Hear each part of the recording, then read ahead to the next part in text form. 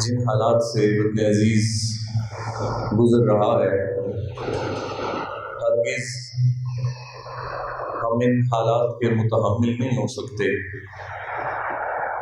بدقسمتی سے جب سے یہ پاکستان بنا، ہم اس کے قیام کے مقصد کو سمجھ ہی نہیں سکے۔ جس مقصد کے لیے وطن حاصل کیا گیا تھا اور جس نعرے کی بنیاد پہ اس وطن کو حاصل کیا تھا، ہمیں اس کی سمجھ ہی نہیں آ سکی۔ دین اسلام میں واضح طور پہ ہر چیز کے حقوق کو بیان کیا گیا،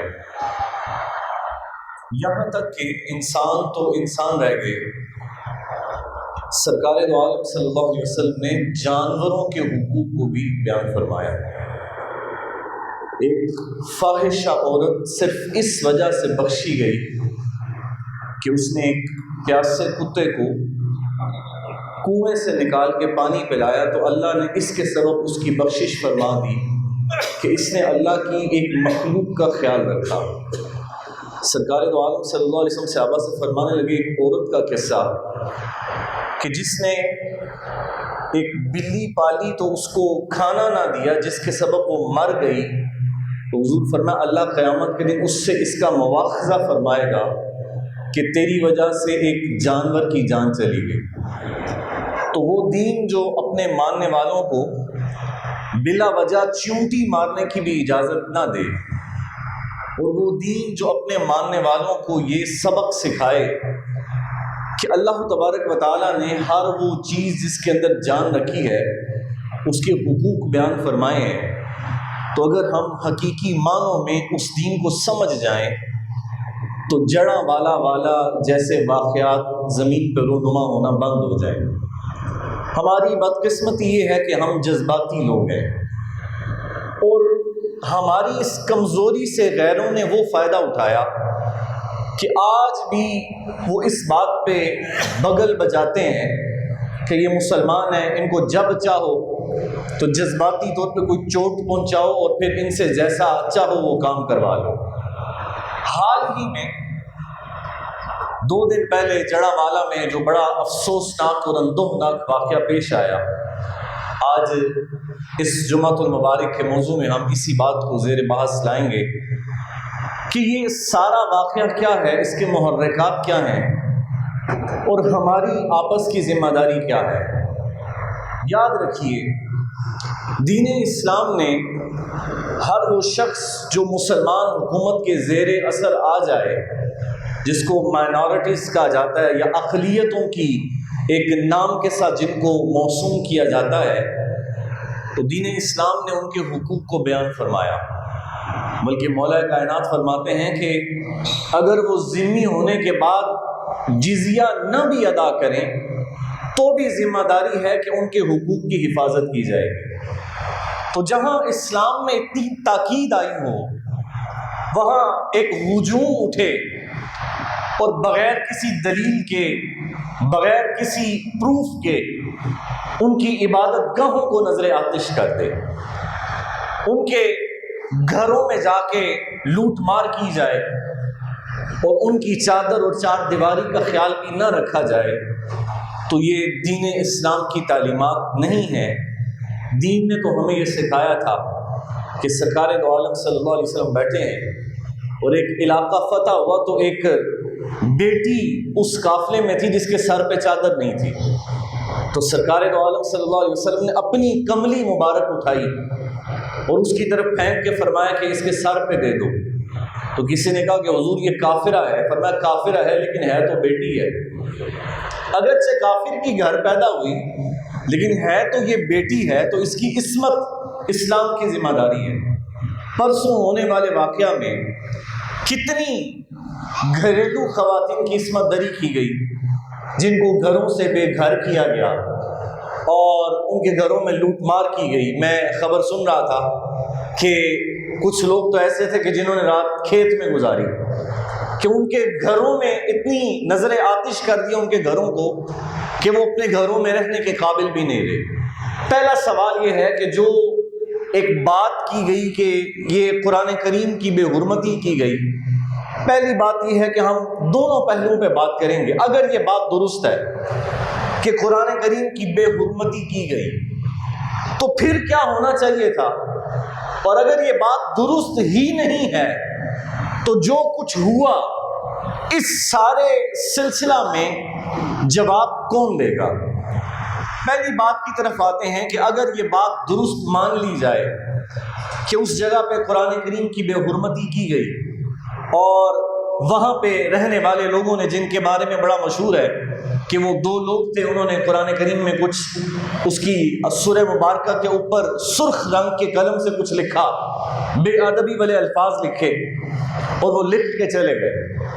ایک ہجوم آیا جب انہوں نے وہ سارا کچھ دیکھا اور ایک شور پڑا، مسجدوں میں اعلان کیے گئے، تو ایک ہجوم اکٹھا ہوا اور انہوں نے کہا کہ ہم ان کے گھر پہ حملہ کرتے ہیں۔ اسلام ہمیں اس چیز کی اجازت نہیں دیتا۔ دین کہتا ہے کہ جو شخص وکٹم ہے، جس بندے کے ساتھ ظلم ہوا ہے یا جس بندے نے ظلم کیا ہے، ان کو کٹہرے میں لایا جائے۔ اگر یہ بات درست مان لی جائے تو اول حق یہ بنتا تھا کہ ان لوگوں کو تلاش کیا جاتا کہ جنہوں نے یہ کبھی حرکت کی تھی، یہ جسارت کی تھی، پھر ان کو اٹھا کے کٹہرے میں لایا جاتا، پولیس کے حوالے کیا جاتا۔ لیکن قصور اگر مان بھی لیا جائے تو 2 لوگوں کے نام سامنے آ رہے ہیں، ان 2 لوگوں کی وجہ سے اتنے زیادہ گھروں کو نظر آتش کر دینا اور اتنے زیادہ مرد و خواتین کو جلا دینا اور ان کے گرجا گھروں تک، یعنی ان کی عبادت گاہوں تک کو جلا دینا، یہ کہاں کا اسلام ہے اور یہ کہاں کا دین ہے؟ ہمارا مسئلہ یہ ہے کہ ہم اس چیز کو تو بے ادبی نہیں سمجھتے کہ ہمارے گھروں میں پڑا ہوا قرآن، اس پہ جالے پڑ گئے، وہ مٹی سے گرد آلود ہو گیا، یہ ہمارے نزدیک بے ادبی نہیں ہے۔ ہمارے گھروں میں قرآن سال بعد بھی نہ کھلے تو اس کو ہم بے ادبی نہیں سمجھتے، اور اگر ایسی کوئی خبر اڑا دی جائے تو ٹھیک ہے، اگر ایسا کچھ ہو جائے اور خبر درست ہو تو غصہ آ جانا یہ ایمان کا تقاضا ہے، لیکن اس غصے کا رد عمل کیا ہونا چاہیے؟ کیا یہ ہونا چاہیے جو ہم نے پرسوں کیا؟ کیا یہ ہونا چاہیے کہ کوئی ہجوم اٹھے اور جس کو مرضی کافر قرار دے کے اس کی گردن اتار دے، اس کا سر اتار دے؟ دین اسلام کا پیغام یہ تھا کہ اگر کوئی شخص ایسا کرے تو اس کو کہاں حوالے کیا جائے؟ حکومت کے حوالے کیا جائے، پولیس کے حوالے کیا جائے، اگرچہ وہاں کمزوریاں ہمارے سامنے ہیں لیکن ہمارے پاس دوسرا راستہ کوئی نہیں۔ ہمیں دین یہی سکھاتا ہے کہ دین کے ماننے والوں پہ جو چیز لاگو ہے اس پہ ان کو عمل کرنا ہے اور اس کے علاوہ دوسرا کوئی راستہ ان کے پاس نہیں ہے۔ لیکن آپ دیکھیے، پرسوں سے لے کے آج کے دن تک پوری دنیا میں مسلمانوں کا مذاق اڑایا گیا، پوری دنیا میں مسلمانوں کو ایک لیبل دیا گیا کہ یہ مذہبی جنونی لوگ ہیں۔ میں کہتا ہوں یہ بات 100% درست ہے کہ دین اسلام امن کا درس دیتا ہے، لیکن دین کے نام پہ جن لوگوں نے دنگا فساد کیا ہے ان کو کیفر کردار تک پہنچنا چاہیے کہ نہیں؟ ذرا ملے میرے ساتھ، پہنچنا چاہیے کہ نہیں؟ آپ تائید کرتے ہیں اس بات کی کہ جن لوگوں نے دین کو بدنام کیا، جن کی وجہ سے پاکستان بدنام ہوا، جن کی وجہ سے دین پہ حرف آیا، تو ہم یہ اپیل کرتے ہیں اداروں سے، اور ہم یہ بھی اپیل کرتے ہیں کہ جس طرح ان کو سزا دی جائے کہ جنہوں نے لوگوں کے گھروں کو جلایا، اسی طرح ان کو بھی سزا دی جائے کہ جنہوں نے قرآن کریم کی بے حرمتی کی ہے۔ ہم سب کچھ برداشت کر سکتے ہیں، لیکن یہ تو برداشت مسلمان سے نہیں ہو سکتا کہ کسی مسلمان کے سامنے اس کے محبوب پہ نازل ہونے والی کتاب کی بے حرمتی کی جائے۔ اب دیکھیے مسلمان کا کردار کیا ہونا چاہیے۔ آپ کو پتا ہے ہم نے غالباً 2 جمعہ قبل سویڈن میں جو قرآن کریم کی گستاخی ہوئی تھی تو ہم نے دبا کے یہاں بیان کیا تھا کہ مسلمان ہرگز اس بات کو برداشت، جب سویڈن میں انہوں نے قرآن کریم کی بے حرمتی کی اور گورنمنٹ سے اجازت لی، یعنی باقاعدہ حکومت کی سرپرستی میں قرآن کریم کو نظر آتش کیا گیا، تو وہاں سویڈن میں رہنے والا ایک مسلمان تھا، تو اس نے جا کے گورنمنٹ سے اجازت لی کہ میں بائبل کو نظر آتش کرنا چاہتا ہوں۔ بڑے غور سے آپ نے بات سننی ہے، مجھے امید ہے کہ بہت سارا مسئلہ حل ہو جائے گا۔ اس نے کیا اجازت لی گورنمنٹ سے کہ میں بائبل کو نظر آتش کرنا چاہتا ہوں۔ اور آپ کو پتا ہے کہ یہ جو کتاب ہے یہ یہودی بھی مشترکہ طور پہ اس کو پڑھتے ہیں۔ پوری دنیا سے بڑا ریئیکشن آیا، اسرائیل نے کہا کہ ہم یہ کر دیں گے وہ کر دیں گے، بڑے دعوے ہوئے، لیکن کیونکہ گورنمنٹ کی مجبوری تھی، وہ مذہبی آزادی اور فریڈم آف سپیچ کا نظریہ رکھتے ہیں، تو انہوں نے اس بندے کو اجازت دے دی کہ تم بائبل کو جلا دیں۔ اب وقت اور دن مقرر ہوا، جگہ مقرر ہوئی، اب بینرز آویزاں ہوں گے، اعلان ہو گیا، سوشل میڈیا پہ کمپین چلی کہ جس طرح قرآن کریم کو جلایا گیا تھا معاذ اللہ، اسی طرح اب ہم اس کے جواب میں بولو بائبل کو جلائیں۔ اب دن آیا اور وہ جگہ اور وقت تعین تھا، پہلے ہی متعین تھا، وہ مسلمان اس جگہ پہ آیا اور اسی انداز میں آیا جس طرح وہ سویڈن کا بدبخت آدمی تھا جس کے ایک ہاتھ میں قرآن تھا اور دوسرے ہاتھ میں لائٹر تھا، اس نے پہلے قدموں اپنے پاؤں مارے پھر جلایا۔ تو یہ مسلمان بھی اسی حالت میں آیا کہ اس کے ایک ہاتھ میں بائبل تھی اور ایک ہاتھ میں، اسی حال میں یہ بھی سامنے آ گیا۔ اب ساری دنیا حیران تھی کہ یہ کیا ہونے لگا ہے اور یہ کیا آج قیامت آ جائے گی کہ اسلام تو اس چیز کی اجازت نہیں دیتا۔ تو قربان جائیے اس مسلمان پہ، اس نے بالکل آخری لمحات میں بائبل کو ہاتھ میں لیا، لائٹر کو لیا اور پھر لائٹر کو ایک طرف پھینکتے ہوئے کہنے لگا کہ میں اس کتاب کو آگ نہیں لگا سکتا کہ جس پیغمبر پہ یہ کتاب اتری ہے، ہمارا ایمان ہے وہ اللہ کے سچے نبی بن کے تشریف لائے تھے۔ جس طرح میرا یہ ایمان ہے کہ سرکار دو عالم صلی اللہ علیہ وسلم اللہ کے سچے نبی ہیں، اسی طرح میرا ایمان ہے کہ عیسیٰ علیہ السلام بھی اللہ کے سچے نبی بن کے آئے، موسیٰ علیہ السلام بھی اللہ کے، داؤد علیہ السلام بھی اللہ کے۔ اس نے کہا جس طرح میرا قرآن پہ ایمان ہے اسی طرح میرا بائبل پہ بھی ایمان ہے، لیکن آج جو میں نے یہ سارا ڈیمو تمہیں دیا ہے اور یہ سارا تمہیں ایک کر کے دکھایا ہے، نظریہ تمہیں تمہارے سامنے رکھا ہے، تو وجہ یہ ہے تاکہ تمہیں اندازہ ہو کہ جتنی تکلیف آج تمہارے دلوں میں تھی نا کہ بائبل جلائی جائے گی، اس سے زیادہ تکلیف ہمیں قرآن کریم کے بارے میں ہوتی ہے۔ تو آج میں تمہیں یہ بتا رہا ہوں کہ میں اس کتاب کو جلانے کا سوچ بھی نہیں سکتا، تو مہربانی کر کے تم بھی ہمارے قرآن کے بارے میں ایسی باتیں نہ کیا کرو۔ یہ نظریہ، یہ سوچ، یہ پیغام جب مغرب سرکار دو عالم صلی اللہ علیہ وسلم کی شان میں کوئی غلط بات کہتا ہے اور وہ کہتا ہے کہ فریڈم آف سپیچ ہے، وہ اوباما نے اپنے خطاب میں کہا تھا کہ اگر کوئی شخص، اس نے کہا میں امریکہ کا پریزیڈنٹ ہوں، تو اگر کوئی بندہ میرے بارے میں بھی غلط بات کہے تو ہمارا قانون اسے اجازت دیتا ہے۔ اس وقت کو کیا پتا کہ تیری کیا حیثیت ہے اور سرکار دو عالم صلی اللہ علیہ وسلم کا کیا مقام ہے، تیرا اور حضور کا بھی کوئی ربط ہو سکتا ہے۔ اس کے کہنے کا مقصد یہ تھا کہ ہمارے ہاں اجازت ہے کہ جو کسی کو بھی چاہے کچھ کہہ سکتا ہے، لیکن دین اسلام کہتا ہے تجھے اتنی اجازت نہیں ہے، بلکہ جب تو نے دین اسلام کا کلمہ پڑھ لیا ہے تو اب تیری زبان بھی تیرے رب کے حکم پہ بولے گی اور تیرا دل بھی تیرے رب کے حکم پہ سوچے گا اور تیرے ہاتھ بھی تیرے رب کے حکم پہ چلیں گے۔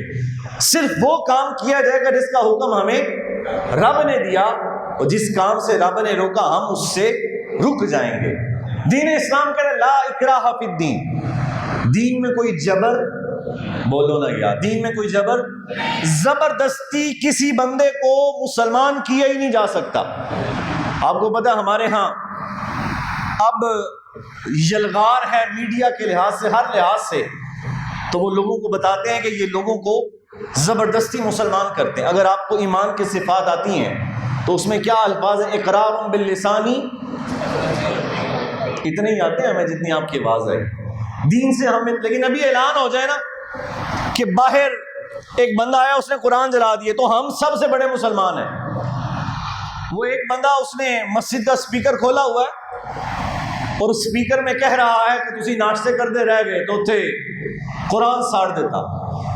تو کسی بندے نے بڑا جملہ لکھا تھا نیچے کہ این ممکن ہے کہ یہ کئی عرصے سے اس نے مسجد کا منہ بھی نہ دیکھا ہو، لیکن آج جب جذبات کی بات آئی ہے تو یہ کس قدر آگے بڑھ چڑھ کے لوگوں کے جذبات سے کھیل رہا ہے۔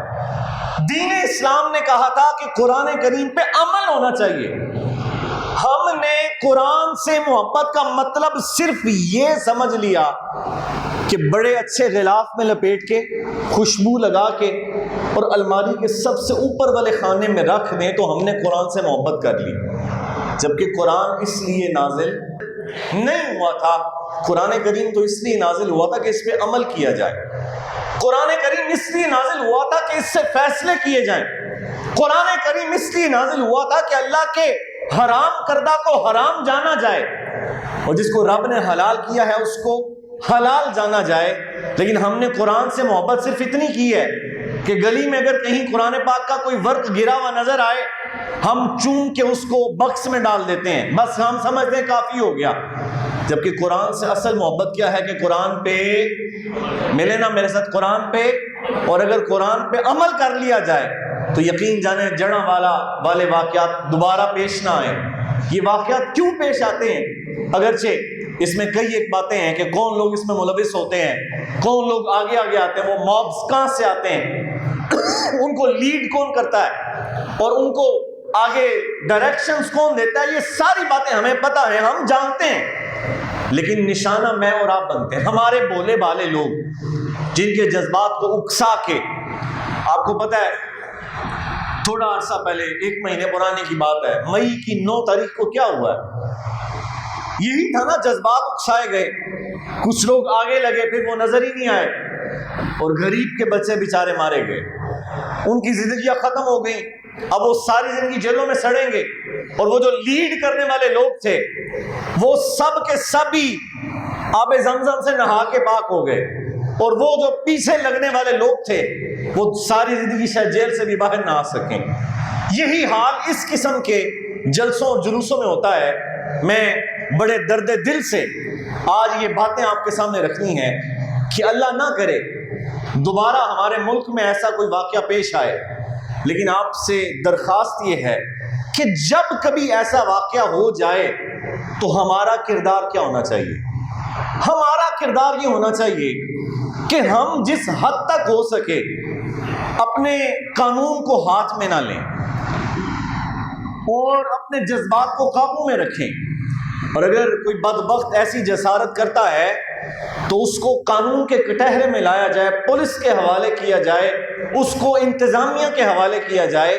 خود قانون کو اپنے ہاتھوں میں لینے کی اجازت ہمیں اسلام ہمیں نہیں دیتا۔ اسلام ہمیں امن کا درس دیتا ہے، اسلام ہمیں صلح کا درس دیتا ہے، اسلام ہمیں سکھاتا ہے کہ اگر بڑے راضی ہوں گے آپ یہ بات سن کے کہ سرکار دو عالم صلی اللہ علیہ وسلم، آپ کو پتہ ہے نا رات کے وقت درختوں کے قریب جانے سے منع کیا گیا۔ آپ کو پتہ کیوں کیا گیا؟ اس کی ایک وجہ یہ ہے کہ رات میں درختوں میں پرندے آرام کرتے ہیں، تو دین کہتا ہے کہ اگر پرندہ آرام کر رہا ہو تو اس کو بھی اٹھانا جائز ہے، تو اگر کوئی انسان گھر میں آرام کر رہا ہو تو اس کے گھر کو جلا دینا یہ کہاں لکھا ہے؟ یہ کون سا اسلام ہے؟ یہ کون سا دین ہے؟ تو آج یہ پیغام لے کے جانا ہے کہ ہمارا ایسے جذباتی لوگوں سے کوئی تعلق نہیں جو گھروں کو جلائیں۔ یہ پاکستان ہمارا ملک ہے، احتجاج کرنا ہمارا حق ہے۔ اگر کہیں کوئی ایسی بات ہو جائے تو اگر ہم احتجاج کریں تو احتجاج کرنا ہمارا آئینی حق ہے، ہمارا قانونی حق ہے، ہمارا مذہبی حق ہے، لیکن ہمارا یہ فرض ہے کہ جب ہم احتجاج کرنے جائیں تو ایک پتا بھی نہ ٹوٹے، ایک پتا بھی نہ ٹوٹے، یہ ہمارا فرض ہے، یہ ہمیں دین اسلام کی تبلیغ ہے۔ لیکن کل پرسوں والے معاملے میں تو لوگوں کے گھر جلا دیے گئے، اور پھر آپ کو پتہ ہے کہ جو زیادہ محبت والے لوگ تھے انہوں نے تو لوگوں کے گھروں کا صفائی کر دیا، ان کے گھروں کے مال دولت جو کچھ ملا، جس کو جو ہاتھ آیا وہ وہاں سے لے کے اڑ گیا، وہ وہاں سے لے کے نکل گیا۔ لیکن بات ساری کس پہ آئے گی؟ دین اسلام پہ بات ساری کس پہ آئے گی؟ کہ یہ مذہبی لوگ ہیں۔ تو یاد رکھیے مذہبی لوگ ایسے نہیں ہوتے، اور ایسے لوگوں کا مذہب سے کوئی تعلق ملے نا میرے ساتھ کوئی تعلق۔ دین ہمیں کیا سکھاتا ہے کہ انسان تو انسان رہ گئے، جانوروں کے حق بھی دین نے ہمیں بیان کر دیے تو یہ بات ذہن میں رکھیے، قرآن سے اصل محبت یہ ہے کہ قرآن پہ اتنے ہی بس عمل ہونا ہے قرآن پہ۔ تو جس دن ہم قرآن پہ عمل شروع کر دیں گے اس دن مغرب ویسے ہی فنا ہو جائے گا اور مغرب ویسے ہی سمجھ جائے گا کہ اب یہ مسلمان آگے آنا چاہتے ہیں۔ مغرب کو پتا ہے انہوں نے قرآن پڑھنا نہیں ہے، انہوں نے قرآن پہ عمل نہیں کرنا۔ ہاں اگر قرآن کے بارے میں کوئی ایسی بات ہو جائے تو یہ ہر چیز مارنے کو تیار ہے۔ اب غور کریں کہ میں صبح مسجد میں آنے کو تیار نہ ہوں اور قرآن پاک کا نام سن کے میں کسی کی جان بھی لے لوں تو میں کیسا مسلمان ہوں؟ میرے پہ تو پہلا فرض یہ ہے کہ میں اپنے آپ پہ اسلام کو نافذ کروں۔ تو اگر میں نے خود پہ اسلام کو نافذ نہیں کیا اور میں سوچوں کہ میں باقیوں پہ اسلام کو نافذ کروں گا تو یہ نہیں ہو سکتا۔ تو یہ جتنے بھی اس قسم کے واقعات ہیں، اول انتظامیہ کو بھی اس بات کو سوچنا چاہیے۔ میں پڑھ رہا تھا اس پورے واقعہ کو، میں نے کافی اسٹڈی کیا اور کوئی فائنلائز بات اس لیے نہیں ہو سکتی کہ بہت سارے لوگ ہیں، جتنے لوگ ہیں اتنی آ رہا ہے، جتنے منہ اتنی باتیں، کوئی کہتا کچھ ہوا، کوئی کہتا کچھ ہوا۔ ایک رپورٹ یہ بھی میں نے پڑھی کہ وہاں کا جو اے سی تھا یعنی اسسٹنٹ کمشنر تھا اس علاقے کا، وہ بھی کرسچن تھا۔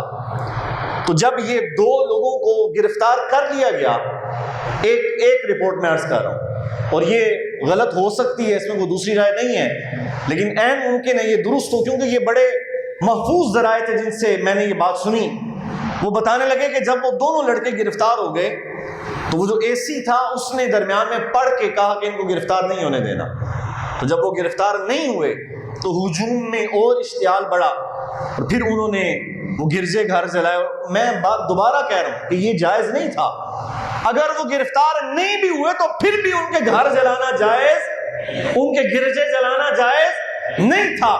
جس نے بھی کیا غلط کیا، حرام کیا اور اللہ کو ناراض کیا، رب اس سے راضی نہیں ہوا۔ جس نے ان کے گرجا گھروں کو جلایا، جس نے ان کے گھروں کو جلایا، ان کے مردوں کو جلایا، اس نے اچھا نہیں کیا۔ لیکن سوال یہ ہے کہ اگر گورنمنٹ وقت پہ ایکشن لے لیتی تو کتنی بڑی خرابی سے بچا جاتا، کتنے بڑے منظر نامے کو ہم تبدیل دیکھتے اگر ہماری انتظامیہ وقت پہ ایکشن لے لیتی۔ لیکن افسوس یہ ہے کہ ہمارے لوگوں کو جاگتا باتی جب پانی سر سے گزر چکا ہوتا ہے، انہیں خیال تب آتا ہے کہ جب کئی لوگ مر جاتے ہیں۔ ماڈل ٹاؤن میں 14 لوگ شہید ہو گئے، تو 14 لوگوں کے مرنے کے بعد جا کے وزیر اعلیٰ کو پتا چلا، وہ کہتے مجھے پتہ ہی نہیں چلا، میں تھا ہی نہیں۔ جس جگہ 14 لوگ مر جائیں تو اس کے وزیر اعلیٰ کو تو مر جانا چاہیے، لیکن ہمارے لوگ ایسے ہی ہیں، ہمارے ہاں ایسے ہی سلسلہ چلتا ہے۔ ایک رپورٹ میں یہ بھی پڑھ رہا تھا کہ یہ پری پلان تھا سارا، کئی دنوں سے یہ خبریں تھیں کہ جڑا والا میں ایسا واقعہ قریب پیش آنے والا ہے۔ اس کا مطلب یہ ہے کہ یہ سارا کچھ پلانٹڈ تھا، یہ سارا کچھ بڑی سوچی سمجھی سازش کے تحت کیا گیا، اور سازش کا شکار ہم جیسے مسلمان بنے۔ تو میں آپ سے بار دیگر یہی گزارش کروں گا، اللہ نہ کرے کہ ہماری زندگی میں کبھی دوبارہ ایسا واقعہ پیش آئے، لیکن اگر کبھی ایسا واقعہ پیش آ جائے تو ہمارا حق یہ بنتا ہے کہ ہم ان لوگوں کو کس کے حوالے کریں؟ بولے نا یار، کس کے حوالے کریں؟ تو آپ کو پتہ ہے ایک جنگ میں حضور علیہ السلام ساتھ تھے، حضور نے اپنے مجاہدین کو نصیحت فرمائی کہ کسی عورت پہ تلوار نہ کھینچنا، کسی بچے پہ تلوار نہ کھینچنا، کسی بوڑھے پہ تلوار نہ اٹھانا، اور جو گھر میں گھس جائے کنڈی لگا لے اس کے اوپر بھی تلوار نہ کھینچنا۔ تو یہ کیسے مسلمان تھے کہ جنہوں نے گھروں سے نکال کے مارا، ان کے گھروں کو جلایا، ان کی چادر چار دیواری کا خیال تک بھی نہ کیا؟ تو یہ دین اسلام کی تعلیمات ملو نہ یا تعلیمات، دین اسلام کی تعلیمات وہی ہیں جو ہمیں اللہ اور اس کے رسول صلی اللہ علیہ وسلم نے بتائی ہیں۔ جب تک عملی طور پہ ہم دین اسلام کو اپنا نہیں لیتے تب تک ایسے واقعات ہوتے رہیں گے، اور جس دن ہم نے عملی طور پہ دین اسلام کو اپنا لیا اس کے بعد ایسے واقعات ہمیں نظر نہیں آئیں گے۔ انتظامیہ کو چاہیے کہ ان واقعات کو مکمل منطقی انجام تک پہنچائے تاکہ ایسے واقعات دوبارہ رونما نہ ہوں، اور مجھے اور آپ کو درس یہ ہے کہ ہم قرآن کریم سے سچی محبت کر لیں۔ کیسی محبت؟ بولے کیسی محبت؟ یا اگر میں ایک جملہ بولوں اور آپ ناراض نہ ہوں تو ہمیں قرآن سے ایسی محبت ہو جائے جیسی ہمیں اپنے موبائل سے محبت ہے. ناراض ہو گیا، مجھے اندازہ تھا آپ نے پریشان ہو جانا تھوڑا سا. آمین کہہ دیں، اللہ خیر کرے گا. ہمیں قرآن سے ایسی محبت ہو جائے جیسی ہمیں اپنے اب موبائل سے. پتہ ہے کیسی محبت ہے؟ اپنے دل ہاتھ نہیں اٹھانا، نہ میں نے نعرہ لگوانا ہے، اپنے دل سے پوچھ کے خود ہی ہاں یہ نام اندر ہی جواب دے دینا ہے. رات کو سوتے وقت ہماری سب سے آخری نظر کس چیز پہ جاتی ہے؟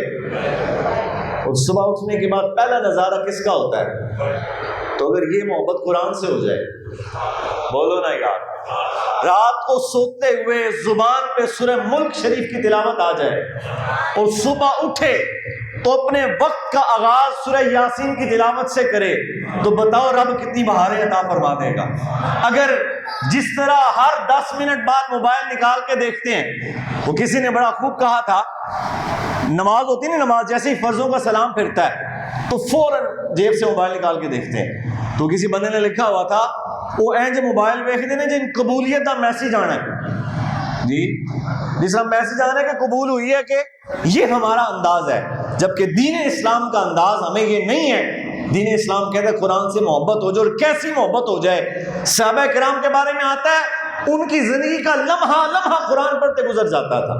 اور ہمارا حال یہ ہے کہ ہمیں قرآن کھول لے کتنا عرصہ ہو گیا، اور اگر جذباتی طور پہ ہمیں کوئی بندہ پوچھے تو غلامی رسول میں موت بھی قبول ہے، عملی طور پہ پوچھے تو نماز فجر بھی قبول نہیں، عملی طور پہ پوچھے تو قرآن کی تلاوت بھی قبول نہیں، عملی طور پہ پوچھے تو ہمیں تو نماز کا ترجمہ بھی نہیں آتا، عملی طور پہ پوچھے. میں نے اس دن جنازگاہ میں بھی بیان کرتے ہوئے یہ بات کہی تھی کہ ہمارا حال یہ ہے، جو قرآن ہماری طرف رب نے بھیجا ہمیں تو اس کو اوپر سے دیکھ کے پڑھنا نہیں آیا. آج تک ہمیں یہ نہیں پتا الحمد 2 پڑھنا ہے یا الحمد 2 پڑھنا ہے، ہمیں تو یہ فرق نہیں پتا. لیکن ہم سے بڑا کوئی مسلمان ہی نہیں ہے، ہم تو گھر جلا دیں گے، ہم تو یوں کر دیں گے. جبکہ دین اسلام کی تو تعلیمات ہی یہ نہیں ہے، دین اسلام نے تو ہمیں سکھایا یہ نہیں ہے. تو آج اپنے آپ سے وعدہ کر کے اٹھیں کہ ہم قرآن سے سچی محبت کریں گے انشاءاللہ. بول دیں اللہ خیر. آپ احتیاطاً انشاءاللہ بھی نہیں بولتے کہ واقعی ہو ہی نہ جائے، بولے انشاءاللہ. ہمیں قرآن سے عملی محبت ہو جائے، ہمارا اٹھنا بیٹھنا قرآن ہو جائے. جب ہماری سچی محبت قرآن سے ہو جائے گی پھر جڑاں والا جیسے واقعات دوبارہ نہیں ہوں گے.